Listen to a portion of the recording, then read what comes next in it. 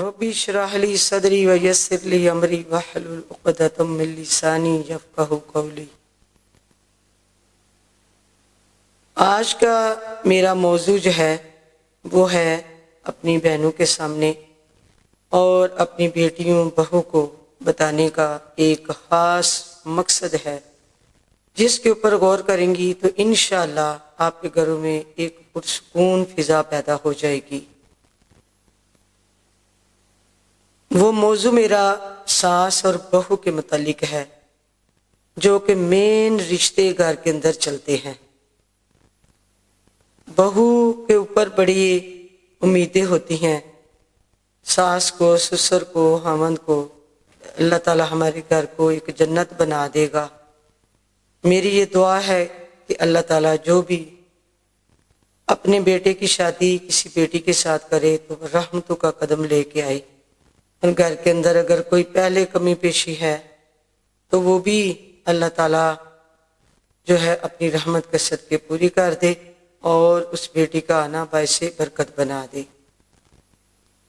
तो उसके बाद ये सिलसिला शुरू होता है लड़ाई झगड़े का।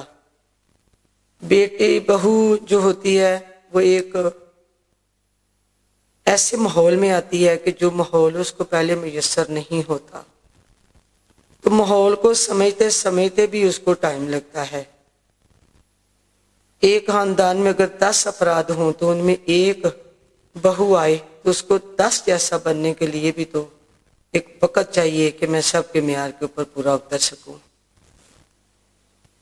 उसके लिए ये है कि सब घर वालों को भी चाहिए जो आने वाली बेटी बहू है उसको अच्छे तरीके से गाइड करे, क्योंकि एक नरम लहजा जो है वो तो बहुत सारे मसाइल का हल कर देता है। सख्ती जो होती है वो सख्त कर देती है। उससे ये होता है कि बंदे ने मुड़ने के बजाय टूटना शुरू कर देता है।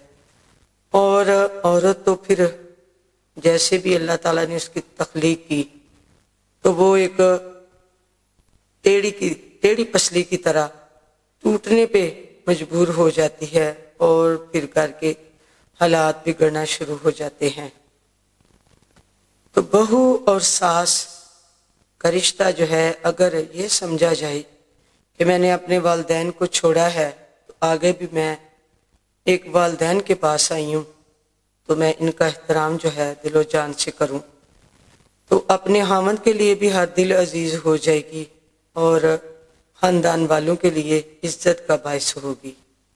सादे लफ्जों में तो ये कहा जाता है कि जो बहू होती है वो एक बुनियाद होती है, तो बुनियाद के ऊपर ही पूरी बिल्डिंग जो है वो तामीर की जाती है। तो बुनियाद अगर कमज़ोर होगी तो बिल्डिंग भी कमज़ोर हो जाएगी। इस तरह घर का सारा निज़ाम जो है वो बिखर के रह जाएगा।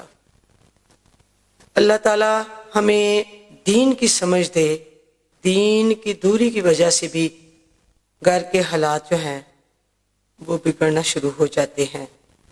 अगर हम अपने प्यारे आका सल्लल्लाहु अलैहि वसल्लम के अहकामात के ऊपर अमल करें तो कभी भी घर के अंदर इस तरह के हालात पैदा ना हो, क्योंकि हमारे आका सल्लल्लाहु अलैहि वसल्लम की प्यारी बेटी सैयदा तय्यबा ताहिरा मुकद्दसा हाफिजा मुफस्सरा जो कुछ भी कह लें, सब कुछ सारे जितने भी अलकाब हैं वो मेरे आका सल्लल्लाहु अलैहि वसल्लम की प्यारी बेटी के लिए जो हुस्ने अखलाक से पुर हैं वो उनकी ज़ात के ऊपर ही सजते हैं और अल्लाह ताला ने उन्हें हर नेमत से नवाजा। तो बेटियां बेटे औलाद पैदा होने के बावजूद भी सैयदा फातिमा तो ज़हरा कितना सख्त घर का काम करती। मेरी बहनें माएँ बेटियां इनको तो कोई ऐसा सख्त काम नहीं करना पड़ता। मेरी बहनें ये सोच लें कि दुनिया 4 दिन का मेला है, इसने तो एक ना एक दिन ख़त्म हो ही जाना है, लेकिन क्यों ना हम अपनी ज़िंदगी को इतनी आसान तरीके से गुजारें कि कल क़यामत वाले दिन हमें शर्मिंदगी ना हो। इस दुनिया की रुसवाई को छोड़ें, ये तो एक दिन ख़त्म हो जानी है, लेकिन बाकी रहने वाली ज़िंदगी वो है جو پیارے آقا صلی اللہ علیہ وآلہ وسلم اور ان کی اولاد کی زندگی مبارک اور ان کے نقش قدم پہ جو چلے گا اس کو ابدی زندگی حاصل ہو جائے گی۔ تو ان کی سیرت، ان کی صورت جو بھی ہے اس کو سنا کریں، پڑھا کریں، تو انشاءاللہ گھر کے اندر کبھی بھی لڑائی جھگڑا نہیں ہوگا۔ تو پھر بھی اس کے باوجود اگر گھر میں ایک والدہ چاہتی ہیں کہ میرے بیٹے کا گھر ہمیشہ آباد رہے، میری بہو جو ہے وہ میری بیٹی بن کے رہے اور میں بھی اس کی ماں بن کے رہوں، تو وہ ایک عمل کر لیں۔ وہ عمل کون سا ہے کہ سن لیں اور غور کر لیں۔ یہ عمل آپ نے سورج نکلنے کے فوراً بعد کرنا ہے۔ یہ اسماء مبارکہ ہیں جو آپ نے پڑھنے ہیں۔ سورج نکلنے کے فوراً بعد ایک ہی جگہ اور ایک ٹائم مقرر کر کے تو اس اسماء پاک کو پڑھنا ہے۔ 4 اسماء ہیں، یا اللہ، یا وکیل، یا لطیف، یا ہادی۔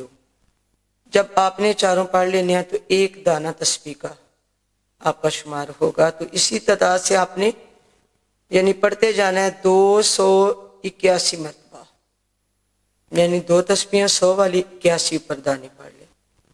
ہر دانے پر 4 اسماء پاک کا جب آپ ورد کریں تو ہر روز بلا ناغہ اسی ترتیب کے ساتھ وقت اور جگہ کا خاص خیال رکھنا ہے۔ 7 دن اسی ترتیب کے ساتھ آپ نے یہ وظیفہ پڑھتے جانا ہے۔ انشاءاللہ اس کے حکم سے اتفاق اور محبت پیدا ہو جائے گا۔ جو لوگ اس وظیفے پر عمل کریں وہ اپنی رائے کا اظہار ضرور فرمائیں۔ جزاک اللہ خیرا اکثر۔